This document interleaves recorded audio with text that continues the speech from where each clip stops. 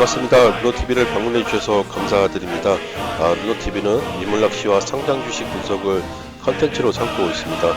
오늘은 시장 종목 분석 방송은 아닙니다. 사실 지금 존버만이 유일한 대안이기 때문에 그 어떠한 종목 분석도 의미는 없다고 생각을 하고요. 어떤 주제를 다뤄볼까 하다가 이제 수년간 소외받고 있고 평가절하되고 있는 우리 주식시장의 원인에 대해서 컨텐츠를 준비했습니다. 상당히 좀 무거운 주제를 풀어 나가려다 보니 좀 어리둥절하기도 하고요. 다소 기승전결이 부족하더라도 좀 많은 양해 부탁드리겠습니다. 미국 증시가 이제 역사적 고점을 찍고 연일 하락하는 조정장세에 진입을 했는데요. 그래도 이제 유럽 증시와 대만, 일본, 아시아 증시는 제법 견조한 모습으로 버티고 있고, 하지만 이제 유독 우리나라 주식시장은 미국 증시, 유럽 증시, 심지어 중국 증시가 약세를 보이기라도 하면은 큰 폭의 조정을 받고 있습니다. 심지어 이제 주변국들이 기술적 반등을 시도하는 날에도 어김없이 하락하는 힘없는 모습을 보이고 있습니다. 그리고 작년 말부터 시작된 우리나라 주식시장의 하락은 지금 현재 마치 금융위기 때를 방불케 하는 공포 분위기에 휩싸여 있습니다. 최근 이제 해외 주요국들의 대표 지수와 비교를 해봐도 미국발 인플레이션 이슈가 불거진 작년 말부터 유독 우리나라의 이제는 하락률이 독보적인 것을 확인할 수 있습니다. 최근뿐만 아닙니다. 우리나라 주식시장은 코리아 디스카운터라고 이제 불릴 정도로 주요국 증시에 비해서 항상 저평가를 받고 있습니다. 제가 주식시장에 발을 더딘 지 한 20년이 넘었는데 코리아 디스카운트 이 말은 매년 해소되지 못하고 항상 듣는 소리입니다. 그리고 이런 이제 자성의 목소리는 결국 그냥 자성으로 끝날 뿐이었습니다. 달라진 것이 있다면은 이제 최근 동학개미들은 이런 이제 개선되지 않는 우리나라 시장의 기대감을 저버리고 이제 공정하고 상식이 통하는 미국 시장으로 옮겨가고 있다. 이것만이 우리 금융시장의 변화라고 할 수 있습니다.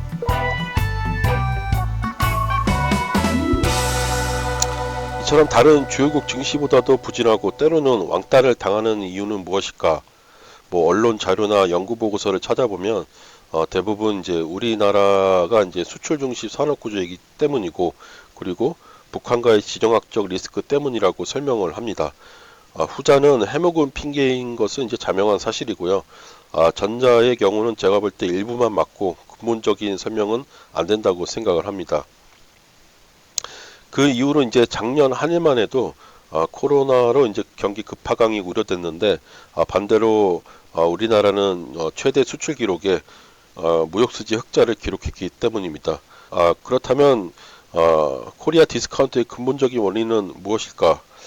경제학자 입장이 아닌 이제 필드에서 달고 다른 제가 생각하는 원리에 대해서 한번 말씀드려보겠습니다. 참고로 저는 이제 경제연구소 직원도 아니고 증시 관계자도 아닙니다. 따라서 제가 오늘 방송에서 말씀드리는 내용들은 공신력이 좀 부족할 수 있고 객관성이 떨어질 수도 있습니다. 하지만 시장 참여자로서 느끼는 바가 있는데 이 점을 어느 기관과 이제 언론에서도 다루고 있지 않기 때문에 소신껏 정리한 내용들이니 참고만 하시기 바랍니다. 제가 생각하는 우리나라 시장의 이제 디커플링 원인은 외국인과 그리고 방조적인 정부의 합작품이라는 단어로 축약하고자 합니다. 첫 번째 주범 외국인에 관한 이야기입니다. 화면에서 보다시피 이제 코스피에서 외국인 주식 보유 비중은 40%에 육박하고 있습니다. 미국의 경우는 외국인이 19%이고요. 일본의 경우는 한 27% 정도 됩니다. 거기에 비해서 우리나라 외국인 보유 비중 40%는 상당히 높은 편이라 할 수 있습니다. 다음 그림은 이제 외국인 순매수 지표하고 코스피 지표를 비교를 해봤습니다. 코로나 시국 당시에는 이제 동학개미 운동으로 인해서 좀 예외적 변수가 있었기 때문에 코로나 이전 데이터 2017년부터 2018년까지 데이터를 비교를 해봤는데요. 내용을 보시면 이제 외국인 순매수에 따라서 우리나라 지수도 비례해서 움직이고 있다는 특징을 발견할 수 있습니다. 앞서 이제 말씀드렸지만 외국인 비중이 높으니까 외국인 매매 동향에 따라 지수가 움직인다는 것은 어찌 보면 당연한 결과일 것입니다. 그리고 또 하나 이제 지표를 보면 우리나라 파생시장의 대표적인 상품 코스피 200 선물은 코스피 지수하고 동일하게 움직인다는 특징을 발견할 수 있습니다. 이 또한 이제 자료에서 보듯이 이제 선물 시장도 외국인 지분이 이제 70%에 육박하기 때문에 가능한 현상이라고 볼 수 있고요. 종합해서 말씀드리면 우리나라 이제 현물 주식 시장은 외국인의 매매로 인해서 결정이 되고 우리나라 현물 주식 시장은 선물 시장과 비례해서 움직이고 있고 또 선물 시장은 외국인들의 이제 포지션에 따라 결정된다라고 요약을 할 수 있습니다. 즉 우리나라 이제 현물 선물 이제 시장은 외국인의 의중에 따라서 좌지우지되고 있다라고 해도 과언은 아닙니다. 그렇다면 이제 다시 원론으로 돌아가서 디커플링이 왜 심화되는가 여기 대한 답은 이제 외국인 때문이라라는 것이 이제 성립된다. 그렇게 결론 지을 수 있습니다.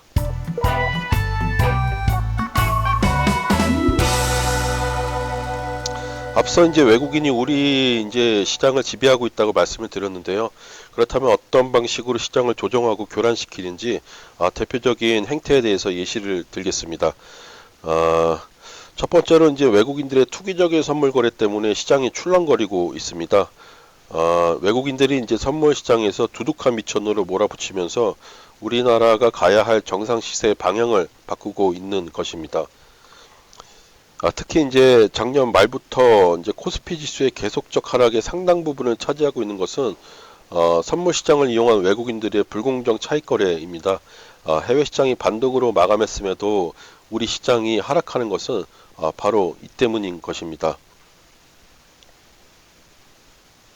그 대표적인 예시를 들어보겠습니다. 해외 시장이 이제 반등에 성공해서 우리나라 시장도 기술적 반등을 시도하게 되면은 선물 지수가 이제는 컨텐코 상태를 유지하지만은 이때 외국인들은 이제 공매도와 차익 실현으로 현물 시장을 하락시켜서 선물 지수를 백어데이션으로 만들어 버리고 때문에 이제 기관 투자자들의 이제 기계적 프로그램 매도 차익도 이제 발동돼서 현물을 더 팔게 되고 현물 시장의 주가는 급락하는 결과를 만들고 있습니다. 그리고 이때 다시 외국인들은 선물을 매입해서 콘텐코 상태를 만들어 버리고 이런 악순환을 계속적으로 반복하고 있습니다. 이 때문에 이제 장 초반 기술적 반등을 시도하는 우리 주식이 프로그램 매도 차익 거래로 인해서 하락 반전하여 장을 마치는 것입니다. 외국인들의 이제 백어데이션을 이용한 프로그램 현물 매도를 이제 유도해서 시장의 공포심을 더욱 유발하고 있다고 보여지고요. 이제 공매도 이제 막대한 자금으로 현물 시장 하락에 베팅한 외국인들에게 저희 개인들은 속수무책으로 당할 수밖에 없는 상황이 계속해서 발생되고 있습니다.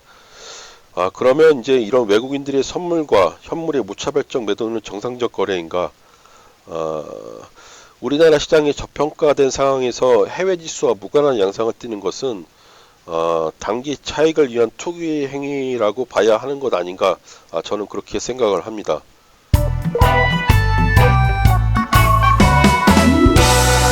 우리나라 시장을 이제 만년 평가절하로 만드는 두 번째 불공정 행위는 외국인들의 공매도입니다.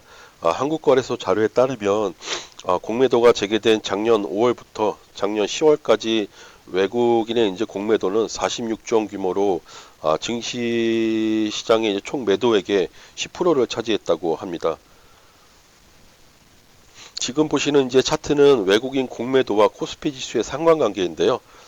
제가 실수로 이제 공매도 일부 허용 시점에 이제 공매도 잔고를 0으로 입력해서 좀 너무 가파른 모습을 보이고 있기는 한데 어찌됐건 이제 공매도 누적은 계속 늘어나고 있고 코스피는 계속 하락하고 있어서 공매도가 지수 하락에 영향을 주고 있다라고 해석을 할 수가 있습니다. 때문에 증시가 내림세를 반복하면서 상승 탄력을 받지 못하고 있는 것입니다. 일각에서는 이제 외국인들이 최근 미중 분쟁 그리고 금리 인상 이슈로 하락 배팅하는 것이 당연하지 외국인 공매도가 무슨 불공정하냐 이렇게 반론하시는 분들이 계실 텐데요. 더불어민주당 이제 김한정 의원이 제시한 자료에 따르면 우리나라 이제 증시가 이제 과도하게 하락하자 이제 기관들은 공매도를 상환하고 있는 반면에요. 외국인들을 공매도를 더 늘리고 있는 것을 확인할 수 있습니다. 거의 역사적 단기 저점에 이를 정도로 빠진 시장에서 공매도를 더한다는 것은 상식 이하의 행동이고요. 시장 질서를 무너뜨리려는 고의적 행위가 아닐 수가 없고, 저는 이 점에서 이제 외국인들의 공매도를 비판하고 시장 불공정 행위로 생각하고 있는 것입니다. 더욱이 이제 이런 외국인의 공매도는 선물 옵션 등 이제 파생 상품을 장악하고 있는 이제 구조의 특성상 이와 연계해서 우리 시장을 교란하고 있다, 이렇게 생각합니다. 그런데 너는 왜 정부 당국을 까느냐라고 또 반론하는 분들이 계실 텐데요. 이 공매도의 이제 순기능은 이제 시장 과열로 인한 거품 방지하고 기업의 적정 가치를 찾게 하는데 그 목적이 있다고 합니다. 그런데 앞서 말씀을 드렸지만 우리 시장은 한 번도 과대평가되거나 시장이 과열된 적이 없습니다. 그러나 이제 공매도를 매개로 한 그 외국인의 이러한 약탈적 거래 행위에 대해서 우리 정부는 제도적 장치로서 제재하지는 못할 망정 공매도 차익 기간 이제 무제한이라는 휘발유까지 부어서 공조를 하고 있고요. 따라서 저는 우리 주식시장이 이제 코로나 동학개미 운동으로 주가가 3,000포인트를 넘어선 시기를 제외하고 이제 13년 동안 박스권에 갇히게 만든 그 주요 원인은 외국인이고, 그리고 정부의 무책임한 방주적 태도라고 감히 말씀드리고 있는 것입니다.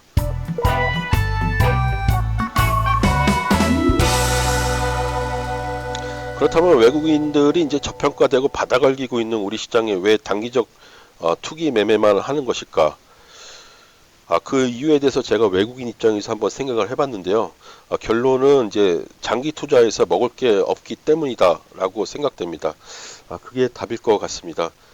90년대까지만 해도 우리나라는 이제 가히 어느 나라보다 고성장을 이뤄왔습니다. 그리고 주가 지수도 요동은 쳐왔지만 계속해서 상승해 왔고요. 하지만 2000년 시대에 들어서서 저성장 시대로 돌입하면서 주가 지수는 계속해서 예전만큼 오르지 못하고 박스권에 머물고 있습니다. 따라서 고성장이 끝난 2000년 후반부터 들어온 외국인들은 수익을 얻기 위해서는 장기적 안목에서 투자를 했어야 했습니다. 하지만 툭하면 이제 진영학적 북핵 리스크, 그리고 중국발 미국발 이슈로 인한 환율 때문에 주가는 요동치게 되고, 그나마 우리 기업들이 세계 각국에서 선전해서 이익은 늘어나서 두둑한 배당을 좀 기대해 봤는데, 배당은 이자 수익률보다 못하게 너무 인색하고, 이해할 수 없는 지주사 전환, 물적 분할, 분할 상장, 대주주의 가업승계 등으로 주식 가치는 어이없이 폭락해버리니 외국인 입장에서는 장기 투자를 할 유인이 없어지고 단기적인 투자, 그리고 투기적인 매매를 선택할 수밖에 없었을 거라 저는 그렇게 생각을 합니다. 최근 이제 우리 동학개미들이 이제 우리나라 시장을 떠나서 미국 시장으로 이사하는 것도 이와 같은 이유가 아닐까, 저는 그렇게 생각을 합니다.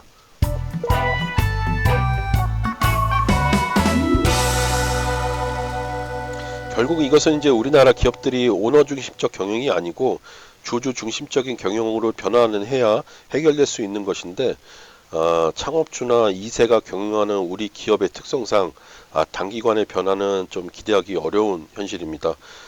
주주 친화적인 나라 미국의 경우는 이제 기업의 이익이 생기면은 자사주를 매입을 하고 소각을 하고, 그리고 또 50%가 넘는 배당 성향을 보이고 있는데, 반면에 우리나라 같은 상황에서 외국인들에게 투기적 매매를 중단해달라고 요구하는 것은 어찌 보면 도둑놈 심보일 수도 있다라는 생각을 해봅니다.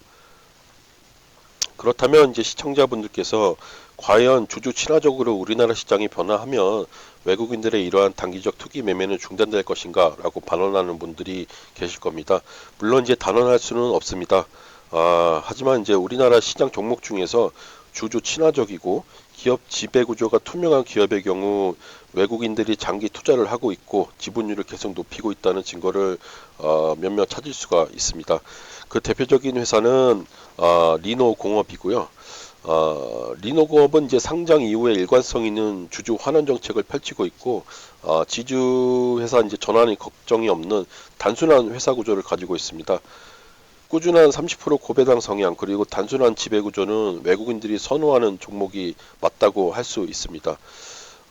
리노공업에 이렇게 외국인들이 장기 투자를 하게 되니까 우리나라 주가 지수가 급락을 해도 든든한 버팀목으로 작용을 해서 지금 기업 가치는 계속해서 상승을 하고 있습니다. 따라서 우리나라 이제 상장사들이 주주 우선 정책과 그리고 투명한 기업 경영을 한다면 외국인들의 단기적 투기 행위는 근절이 되고 코리아 디스카운트 만년 저평가 한국 주식 딱지는 벗어날 수 있지 않을까 저는 그렇게 생각을 합니다.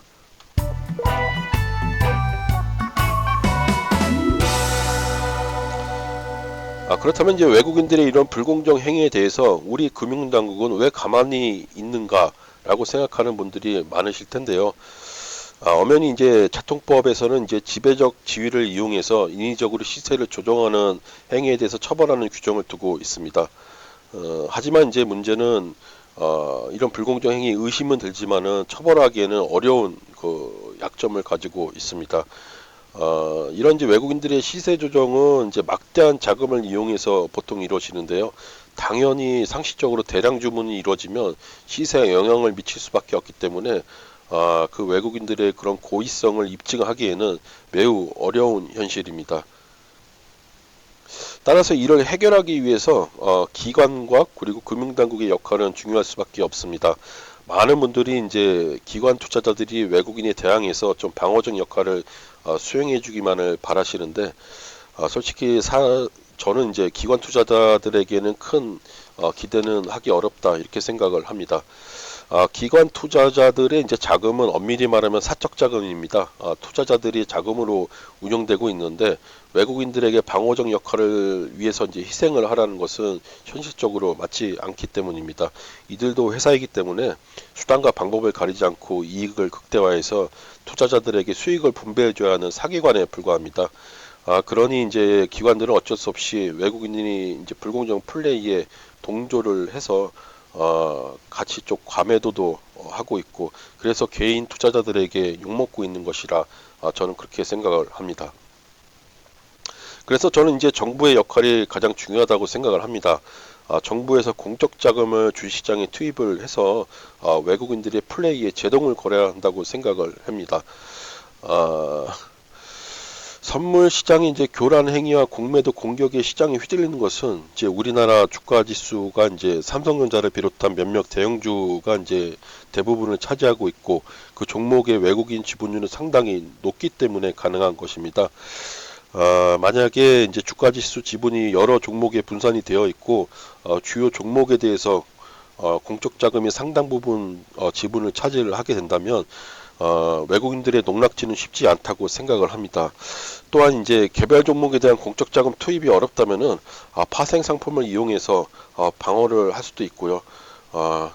그런 이제 그 직접 종목에 대한 투자 그리고 파생 상품에 대한 이제 투자를 통해서 정부 당국이 방어를 좀 해줘야 된다 그렇게 생각을 합니다. 그리고 이제 가장 실망을 제가 하고 있는 것은 이제 하다못해 금융당국에서 이런 외국인들의 이제 불공정 플레이에 대해서 공개적으로 경고성 메시지라도 전달을 해서 경각심을 줘야 마땅하다고 생각을 합니다. 물론 이제 외국인 자금 유출로 인한 환율 걱정 때문에 공격적으로 할 수 없다는 것은 잘 알고 있습니다. 노무현 정부, 이명박 정부 시절에 이제 금융시장이 일부 투기 세력에 이제 난도질 당할 때 공개적 경고를 했던 사례를 볼 수 있습니다. 하지만 지금 정부는 너무나 지금 시장을 방관시키고 있다는 생각을 저는 지울 수가 없습니다. 일각에서는 이제 자본시장에 정부가 개입하는 것은 자유경제 근간에 맞지 않다는 말씀들을 하십니다. 맞습니다. 외국인들에게 시장을 개방한 이상 이제 정부 기관이 개입해서는 안 되는 것이 맞습니다. 그러나 이제 제가 말씀드리고자 하는 것은 자본시장에서 가장 중요한 것은 시장의 성장이고 공정성입니다. 그러나 이제 불순한 의도와 그리고 제도적 미비점을 이용해서 과도한 수준으로 난도질 당하고 있는 시장을 정부 당국은 방관해서는 안 될 것이고요. 공정한 시장 유지를 위해서 금융당국의 최소한의 간섭은 용인되어야 한다는 취지로 말씀드린 것입니다. 그러니 큰 오해는 없으시기 바랍니다. 오늘은 좀 무거운 주제를 다뤄봤습니다. 최근 미국발 악재로 우리 시장이 과도하게 하락돼서 여러 개인 투자자분들의 손해가 막심하리라 생각됩니다. 저 또한 마찬가지로 좀 괴로운 상황입니다. 하지만 이 또한 진행하리라는 이제 주식 명언처럼 다시 우리나라 시장은 반등할 것이라고 믿고 있습니다. 다음 이 시간에는 이제 최근 시장의 핫 이슈죠. 이제 미국발 인플레이션이 언제까지 진행될 것인가, 그리고 우리나라 주식시장은 언제 반등할 것인가에 대해서 한번 소식과 제 의견을 한번 펼쳐보도록 하겠습니다. 부족한 릴로TV를 시청해주셔서 감사드립니다.